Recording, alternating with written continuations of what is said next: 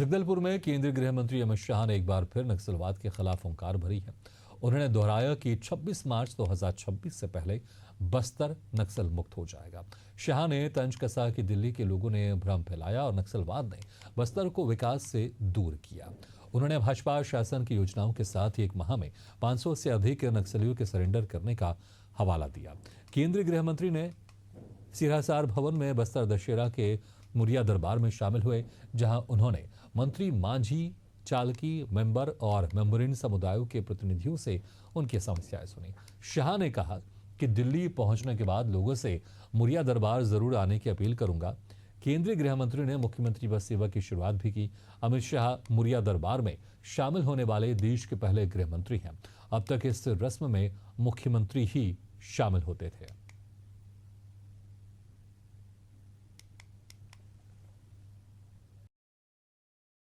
Bharat Pakistan border से सटे इलाकों और धार्मिक स्थलों की सुरक्षा को और मजबूत करने जा रहा है। इसके लिए आर्मी ने 6 नए AK-630 air defence gun system खरीदने के लिए सरकारी company advanced weapon and equipment India limited को टेंडर जारी किया है। सेना के अधिकारियों के मुताबिक इन गन सिस्टम की जरूरत ऑपरेशन सिंदूर के दौरान महसूस हुई, जब पाकिस्तान सेना ने जम्मू कश्मीर और पंजाब में आबादी वाले इलाकों और धार्मिक स्थलों को निशाना बनाया था। अब इनकी तैनाती से इन इलाकों में हवाई खतरों से बेहतर सुरक्षा मिलेगी। AK-630 एक 30 millimetre multi barrel mobile gun system है, जो प्रति मिनट करीब 3000 राउंड फायर कर सकता है और इसकी मारक क्षमता 4 किलोमीटर तक है। इसे एक ट्रेलर पर लगाया जाएगा, जिसे हाई मोबिलिटी वाहन से खींचा जाएगा। ये सिस्टम ड्रोन, रॉकेट, आर्टिलरी और मोटरार जैसे हवाई हमलों को रोकने में सक्षम होगा। इसमें all weather electro optical fire control system भी होगा, जो किसी भी मौसम में लक्ष्य की पहचान कर सकता है।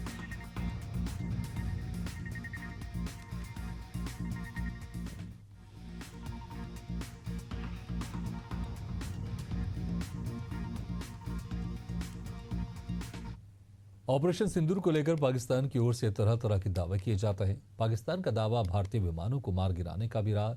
हालांकि भारत की ओर से पाकिस्तान के झूठ को लगातार बेनकाब किया जाता रहा है। इस मसले पर आम लोगों से बातचीत की एशियन न्यूज की संवाददाता श्रेया भोसले ने। की ओर से ऑपरेशन सिंदूर को लेकर लगातार बयान आ रहे हैं कि ऑपरेशन सिंदूर के दौरान हम ज़्यादा ताकतवर थे। साथ ही साथ वहाँ के जो प्राइम मिनिस्टर हैं वो भी यही बयान दे रहे हैं कि हमने भारत के इतने फाइटर प्लान गिराए, ये किए, वो किए और हम बहुत ताकतवर थे। इस पर हमारी जनता की क्या राय है, आइए जानते हैं। आप क्या बोलना चाहेंगे इस पर? सिंदूर मिशन एक भारत का बहुत ही सक्सेसफुल मिशन रहा है, जिसमें हमारे माताओं बहनों को जिस तरीके से निर्मम हत्या की गई थी पहलगाम में, उसका बहुत ही अच्छा जवाब भारत ने दिया था और हमारे यशस्वी प्रधानमंत्री ने भी इसका जवाब दिया था। और ये देखने को मिलता है कि इंटरनेशनल फोरम में भी हमारे नरेंद्र मोदी जी किस तरीके से पाकिस्तान को पूरा दबाने की कोशिश कर रहे हैं, जैसे और चीज़ों को हम फेस कर रहे हैं। इवन अभी बलूचिस्तान में भी देखने को मिला गया है कि पाकिस्तान ने वहाँ की आम जनताओं को रोकने के लिए पुल पे बैरिकेड्स लगाए, टैंकर्स छोड़ दिए थे, जो उसको पानी में गिरा दिया गया। ऐसी सब वीडियोस देख रहे हैं, तो ये हमारे भारत के लिए काफ़ी अच्छा साबित हो रहा है। भविष्य में यह समझ में आता है कि पाकिस्तान अपने ही घर पे मात खाता हुआ दिखाई दे रहा है। तो आइए और भी बात करते हैं, आपका क्या कहना है इस पर? मेरा बेसिकली कह सकते कि ऑपरेशन सिंदूर जो है एक सक्सेसफुल ये रहा है, क्योंकि इसमें बेसिकली जो जिस तरीके से पत्नी के सामने पति की हत्या पहलगाम पे जो हुआ है, वो काफ़ी मीन्स डरावनी है। इसका जवाब हमारी सेनाओं ने अच्छे से डटकर दिया है। उनके घर में घुसकर जिस तरीके से पाकिस्तानी सेनाओं को जवाब दिया है हमारी भारतीय सेनाओं ने, ये काबिल तारीफ़ है। आपको क्या लगता है कि पाकिस्तान ने दिखाया है या नहीं दिखाया? पाकिस्तान को दिखाने के लिए पहले वो अपने खाने की व्यवस्था कर लें सही से, वही काफ़ी है। उनकी GDP कहाँ जा रही है, क्या कर रहे हैं। जब आप अपने देश आपके ही खिलाफ अगर बगावत कर रहा है, तो आप क्या दूसरे देशों से लड़ोगे? तो पहले आप अपनी अर्थव्यवस्था संभाल लें, तब तो आप किसी से लड़ने के काबिल बनेंगे। तो मैं तो यही बोलना चाहूँगा कि पाकिस्तान तो हमारे कंपैरिजन में कहीं है ही नहीं।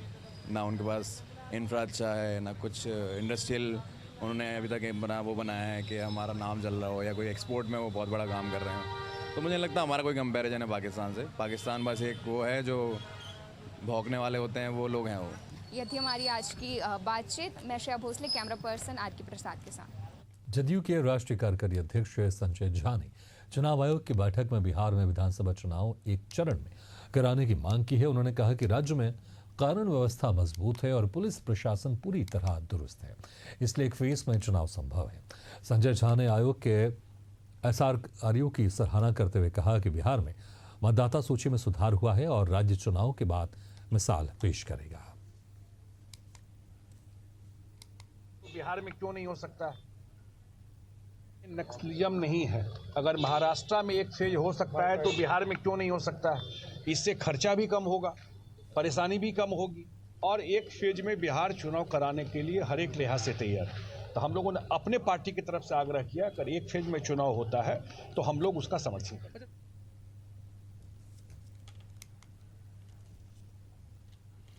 तमिलनाडु के बाद शनिवार को मध्य प्रदेश और केरल ने भी कोल्ड्रिफ कफ सिरप पर बैन लगा दिया है। जानकर हैरानी होगी कि इस सिरप से मध्य प्रदेश में 27 दिन में 10 बच्चों की मौत हुई है। सभी की उम्र 1 से 5 साल के बीच बताई जा रही है। इधर राजस्थान में डेक्स्ट्रोमेथोर्पन हाइड्रोब्रोमाइड कफ सिरप और उसे बनाने वाली कंपनी केसन्स फार्मा को भी प्रतिबंधित कर दिया है। इस कंपनी का प्लांट जयपुर में है।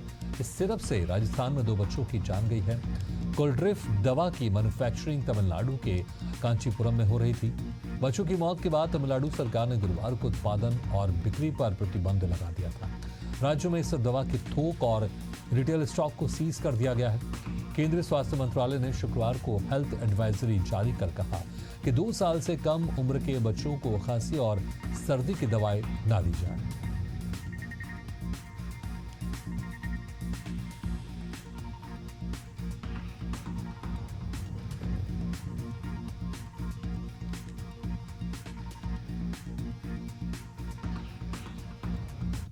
जो हमारी एक बच्ची की डेथ हुई है उसको मिला के अभी तक हमारी टोटल 9 डेथ्स हो चुकी हैं और प्रिकॉशनरी रूप से हम कार्रवाई ये कर रहे हैं कि हमारे पास 1420 बच्चों की लाइन लिस्ट है जो वायरल खांसी जुकाम जिसमें वो ग्रसित रहे हैं अभी तक। इसमें हमने प्रोटोकॉल ये बनाया है कि 2 दिन से ऊपर जैसे कोई बच्चा बीमार रहता है उससे हम सीधे सिविल अस्पताल लेकर आते हैं, वहाँ 6 घंटे की मॉनिटरिंग में रखते हैं।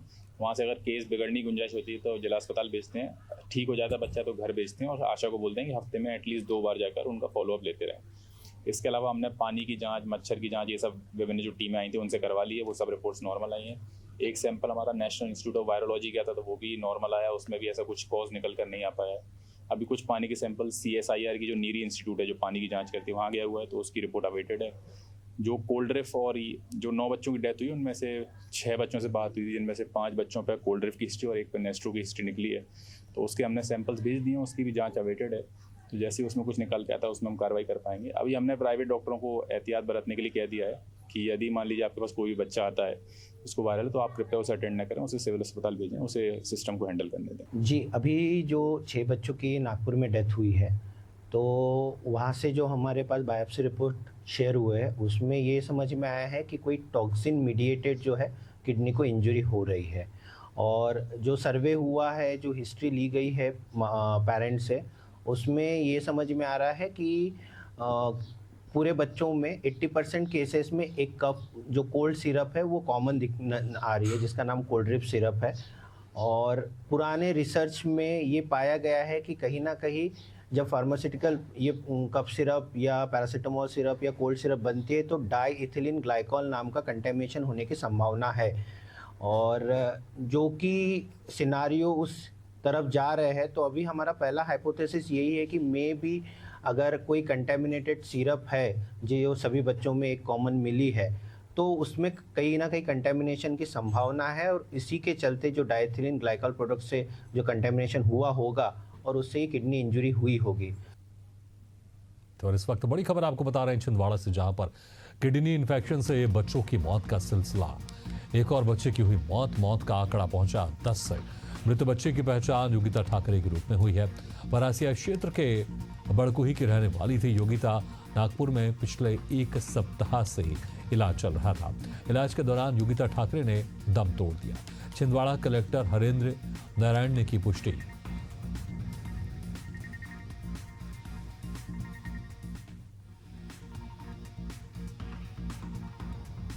तो ये बड़ी खबर आपको बता रहे हैं, छिंदवाड़ा से जहां पर किडनी इन्फेक्शन से बच्चे की मौत का सिलसिला, एक और बच्चे की हुई मौत का आंकड़ा अब 10 पहुंच गया है। मृत बच्चे की पहचान योगिता ठाकरे के रूप में हुई है।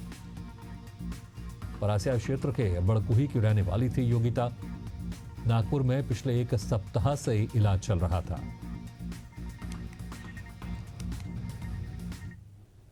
जांच रिपोर्ट बनाई है, उसके आधार पर गिरफ्तार FIR करेंगे और उसके बारे में बताएंगे। सर। एक बच्ची का नाम क्या था आज डेथ हुई है? योगिता ठाकुर। सर इसमें जो बच्चे खत्म हो रहे हैं उनका PM करा के कोई जांच कराई जाएगी सर? ये देखिए, PM तब कराया जाता है जब आपको जानकारी ना हो किस कारण से हुआ है। इन सब जो केसेस में ये स्पष्ट है कि जो किडनी इन्फेक्शन है और साथ में 4 बच्चों का किडनी का बायोप्सी भी हो चुका है, जिसमें ये साबित हो गया कि उनका किडनी में प्रॉब्लम है। महाराष्ट्र पर साइक्लोन का खतरा मंडरा रहा है। मौसम विभाग ने 3 से 7 अक्टूबर के बीच साइक्लोन का अलर्ट जारी किया है।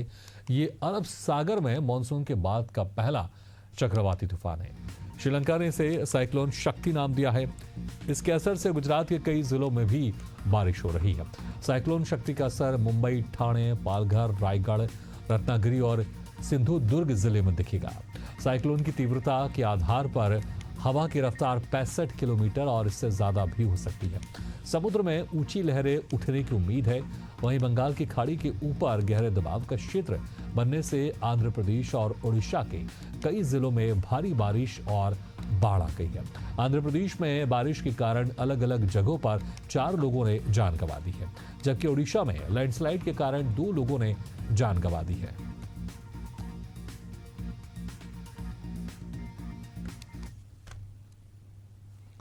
टीम इंडिया ने वेस्टइंडीज को पहले टेस्ट में पारी और 140 रन से हराकर 2 मैचों की सीरीज में 1-0 की बढ़त बना ली है। ये मुकाबला अहमदाबाद के नरेंद्र मोदी स्टेडियम में खेला गया। टॉस जीतकर पहले बल्लेबाजी करने उतरी वेस्टइंडीज की पहली पारी केवल 162 रनों पर सिमट गई। भारत की ओर से मोहम्मद सिराज ने 4 और जसप्रीत बुमराह ने 3 विकेट झटके। इसके जवाब में भारत ने 5 विकेट पर 448 रन बनाकर पहली पारी घोषित की और 286 रनों की मजबूत बढ़त हासिल की। KL राहुल, ध्रुव जुरेल और रविंद्र जडेजा ने शतक लगाए। जडेजा नाबाद रहे, जबकि कप्तान शुभमन गिल ने अर्धशतक जड़ा। इसके बाद भारतीय गेंदबाजों ने शानदार प्रदर्शन करते हुए वेस्टइंडीज की दूसरी पारी भी केवल 146 रन पर समेट ली। जडेजा ने दूसरी पारी में भी 4 विकेट लिए, जबकि सिराज को 3 विकेट मिले। भारत ने यह मुकाबला 3 ही दिन में खत्म कर जीत अपने नाम की।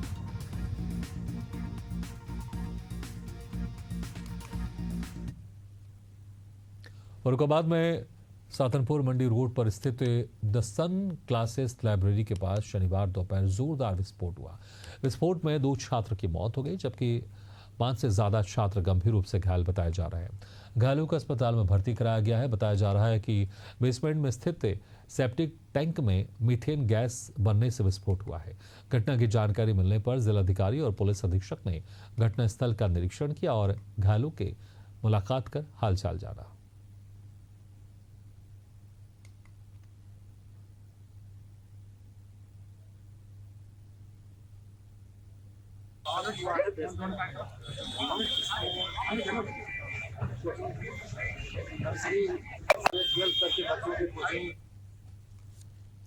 छत्तीसगढ़ के भाटापारा ग्रामीण थाना क्षेत्र में एक निर्माणाधीन मकान से महिला की सड़ी गली लाश मिलने से हड़कंप मच गया।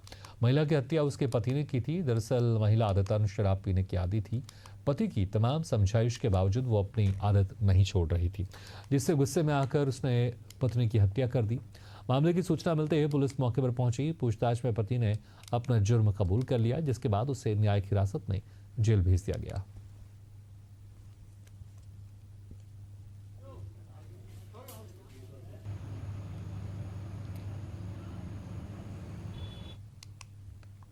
श्योपुर के देहात थाना क्षेत्र से एक हैरान कर देने वाला मामला सामने आया है। यहाँ नकली पुलिसकर्मियों ने एक ट्रैक्टर चालक से 1000 रुपये की वसूली की है। फरियादी को जब शक हुआ तो उसने अपने परिजनों को फोन पर सूचना दी, जिसके बाद बजारा डैम के पास से बोलेरो को रुकवाया गया और स्थानीय लोगों ने तुरंत पुलिस को सूचना दी। मौके पर पहुंची पुलिस ने बोलेरो सवारों में से एक व्यक्ति को पकड़ लिया, जबकि अन्य आरोपी बोलेरो कार को लेकर मौके से फरार हो गया। आंधड़ी के और पेमसर के बीच में था। एक खातौली की तरफ से एक सफ़ेद बोलेरो आई, मेरे आगे लगा दी। बोले हम पुलिस वाले हैं, या तो हमें 1000 रुपये देने, ट्रैक्टर की चाबी दे। तो मैंने हाथा जोड़ी करी, नहीं माने। फिर मेरे पास डीजल के लिए 1000 रुपये रखा था, तो मैंने कहा साहब लो। पापा है मेरे, उधर से लौट रहे थे ट्रैक्टर लेके, तो पापा का फ़ोन आया कि मेरे साथ लूट हो गई, मेरे से जबरन पैसे छीन लिए पुलिस बन के। एक सुभान खान करके जो अपने हसनपुर हवेली पे रहते हैं, ये इनके द्वारा एक देहात थाने में एक आवेदन, शिकायती आवेदन दिया है कि मेरे ट्रैक्टर से जो है मैं भूसा लेकर के पांडी से लौट रहा था, तो रात को जो है एक बोलेरो गाड़ी से कुछ लोग जो मिले थे, उन्होंने 1000 रुपये ले लिए हैं और उसकी जो है जांच चल रही है। देहात थाने द्वारा थाना प्रभारी उसमें जो है वो आवेदन की जांच कर रहे हैं, उसके कथन वथन के बाद।